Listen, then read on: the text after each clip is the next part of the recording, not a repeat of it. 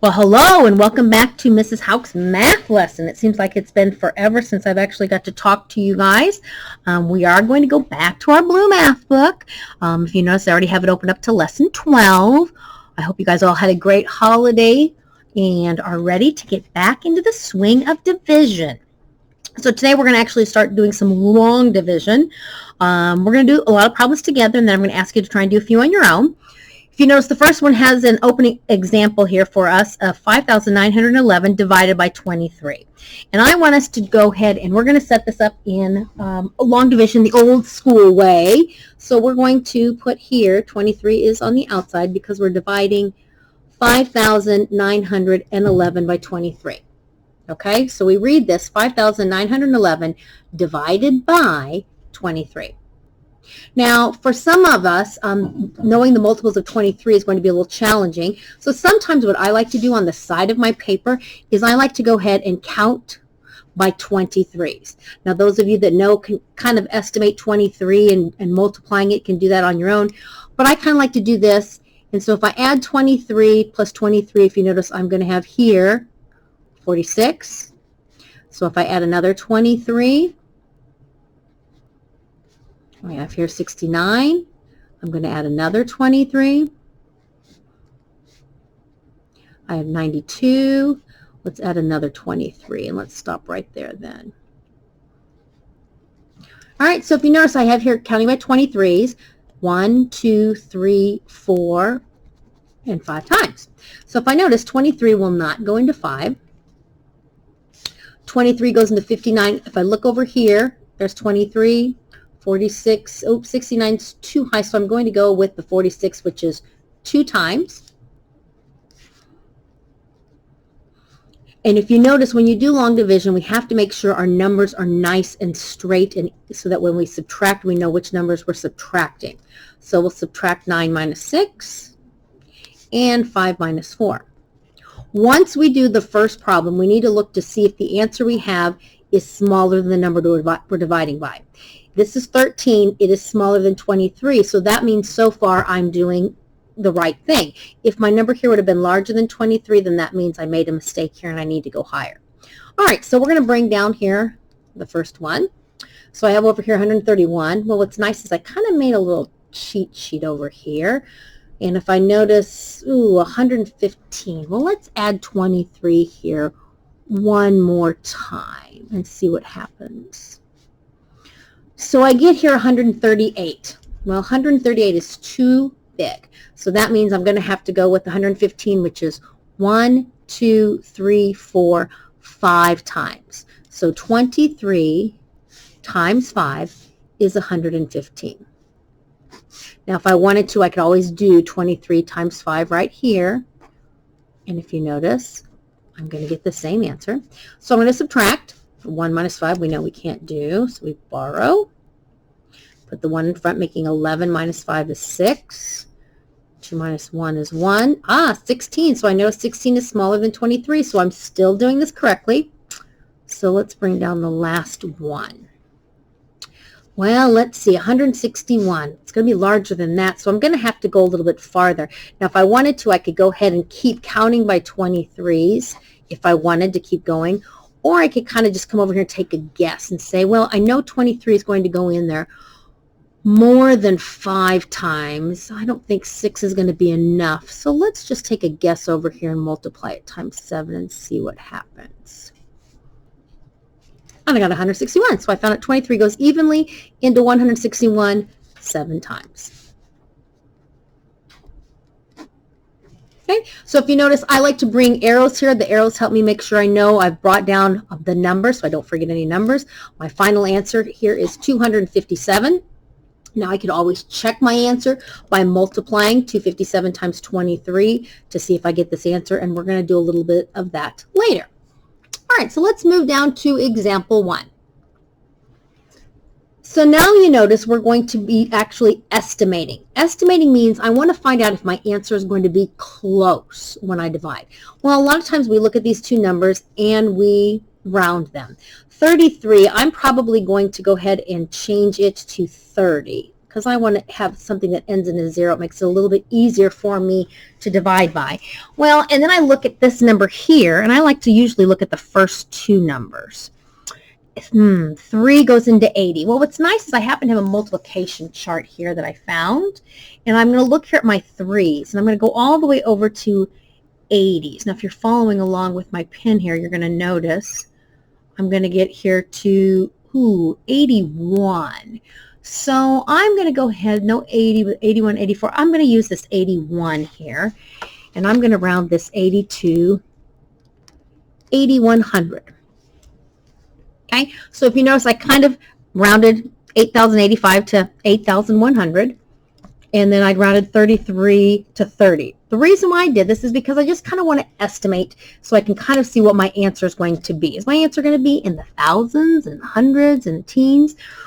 Well, when I do a division problem like this, the nice thing is actually since they both have zeros, I can cross out these zeros and now take 3 into 810. Well, what's nice is with my multiplication chart, I just found out here with the 3 and 27 is how I got 81. So my answer is going to be 3 goes into 81 27 times plus my 1 0.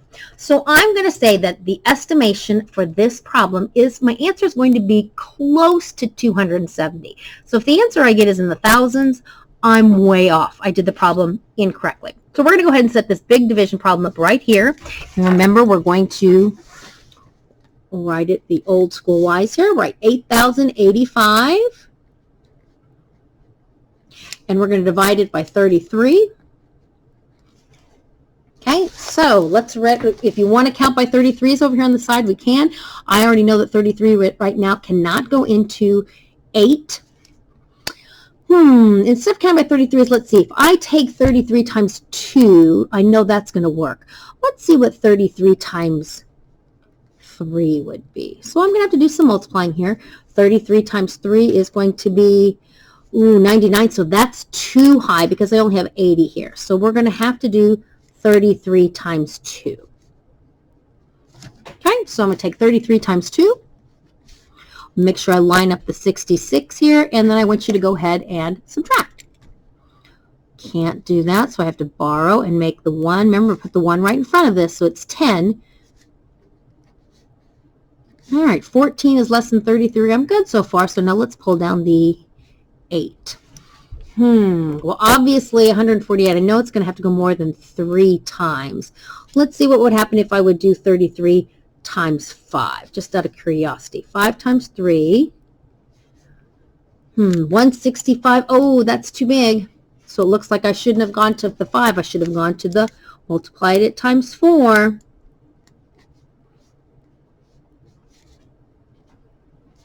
Okay, so it looks like if I multiply times 4, I get 132. We can't do the 5 because that's too big, so we'll put the 4 up here. 132, and we're going to subtract. Okay, once again, I noticed that my number is smaller than the 33 over here, so that's good. Bring down my last number. Oh, I think I just did that problem. I did it right here. So it's a good thing I wrote these problems down so I didn't forget. So now I'm going to put this here as 5. I know that that equals 165. So, let's notice, was my estimation pretty close to the actual answer? It was close. If my answer would have been in the thousands, then I know that my answer would not have been correct because my estimation said it should be somewhere in the 200s, maybe 300 range. Okay. Now, if you notice, I've showed you a couple of ways on how to solve long division. You could either count by the number you're dividing by here on the side, okay, and keep adding them up. Or you could just do some guess and check over on the side. All right, so let's do some more practice. Go ahead and turn your page. All right, so our example 2, we don't have to divide this time. This time, all we have to do is we have to do some estimating. I have to guess what I think 1,512 divided by 27 is going to equal. So I'm going to start with this 27 because it's pretty close to 30 again, so I'm going to put it as 30. I can't put it as 3 because 3 is too far away from 27, so I'm going to round it to 30. Now I'm going to look at this number and decide, 3, oh, if I notice, this starts with a 15. 3 I know goes into 15 5 times. So let's go ahead and put the answer, or the number here, 1,500. Okay, so if you notice, 1,500 is pretty close to 1,512. So I'm not too far off. And 27 is pretty close to 30. So if I'm going to estimate, remember we learned we could cancel out zeros. 3 goes into 15. 3 times 5 is 15, but we have 1 extra 0. So the answer should be around 50. All right, well, I'm going to go ahead and tell you, if we would actually solve this problem, the exact answer actually equals 56. So if you notice, our estimation was very close to the actual answer. Okay, so let's go down here to exercise 1. All right, so the first thing we're going to do, once again, is we're going to estimate. So we're going to look at these two numbers, and we're going to kind of round them. I like to look at this one first. I'm going to change that one to, let's change it to 50. And then I'm going to look here. I have to have a 4-digit number, obviously, okay, because it's 4 digits. And I'm going to look here at the first two numbers. That's, 5 does go into 10 evenly. So we're going to go ahead and just leave this at 1,000. So let's estimate 1,000 divided by 50. Now, if you are having a hard time knowing how to do this, you could actually come over here and do 1,000 divided by 50. Okay, most of us can cancel out our zeros here. 5 goes into 1. Nope. Goes into 10 2 times. So our answer should be 20. Okay, so when we're done doing this division problem, our answer should be somewhere close to 20. So we're going to go ahead and write out this problem. We're going to take 48, and we're going to divide it into 1,008. Okay, remember, once again, make sure we have everything nice and lined up and spaced evenly. 48 we already know cannot go into 1. Most of us know that 48 cannot go into 10. So now I'm going to look at 48, and I'm going to take it into 100. Well, I look at 48, and I'm going to say it's close to 50. And I know that 50 goes into 100 2 times. So we're going to go ahead and put 2. I'm going to come over here, and I'm going to do 48 times 2. All right, it's actually, look at this, 96. So we're going to go ahead and put our 96. We're going to subtract. Well, we know we can't do that. We have to come over here, do a lot of borrowing. So now we have 10, take away 6. And then 9 take away 9 is obviously nothing. So we have the number 4. If I bring down the 8, oh, look at that, 48 goes evenly into 48 one time. Look how close the real answer is from our estimation. Now, if we would want to check this work, which I'm going to have you go ahead and do, in order to check it, we have to take the answer that we received, our quotient, and we're going to multiply it here by the number we were dividing by. So I'm going to put 48 here on the top, and I'm going to multiply times 21. I do want you to go ahead and write all of this in your book for me, please. So I'm going to multiply 1 times 8, 1 times 4. Don't forget your placeholder, please. Move over. 2 times 8, 16. 2 times 4 is 8 plus 1 is 9. So we're going to add straight down 10. This is 10 and 10. So I have here 1,008. And if you notice, that's what we started with. So not only did we estimate, we solved by long division, and then we checked our work with multiplying. So go ahead and flip over to the next page, please. Okay, so I'm going to start you off on this next problem, and then I want you to complete it for me. First thing we're going to do is we're going to estimate the quotient, which means we're going to kind of do some rounding here. I'm going to take this 33 again, and I think I'm going to change it to 30. And there's obviously a couple of ways that you could estimate. The way I do it is not always the exact way. You might find a number that might actually do a better job of estimating. But I look here, and I'm going to look here at this 25. So once again, I need to know that my number here I have to have is 4 digits. 3 into 25. Well, if I know on my multiplication chart, 3 does not go into 25. It can go to the 24, 27. Let's go down to the 24 because that's a little bit closer. So I'm going to change this to 2,400. Okay, we're going to estimate that. How many times can 30 go into that? Well, how many times does 3 go into 24? Well, we just said that 3 goes into 24 8 times, and then we will put our 0 right there. All right, so we've estimated, and so we know that our answer should be a 2-digit number. Since it's at 80, our answer could probably be either in the 80s or the 70s. So you want to make sure that when you're finished here that your answer is a 2-digit number. We're going to set this up. We're going to make sure that we have here 2,508, and we're going to divide it here by 33. Okay, so you can do a couple of things. You can either come over here on the side like I did, and you can either count by 33s so that you are already ready to go.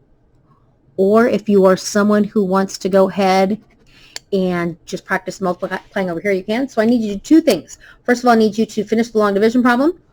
And then the second thing I need for you to do is to check your work. Check your work means you're going to take the answer you have here and you're going to multiply it times 33. So whatever your answer is, you need to multiply it times 33 and see that it comes up with this answer for me. Okay? All right. I hope you guys all have a good afternoon, and I will see you all tomorrow for math.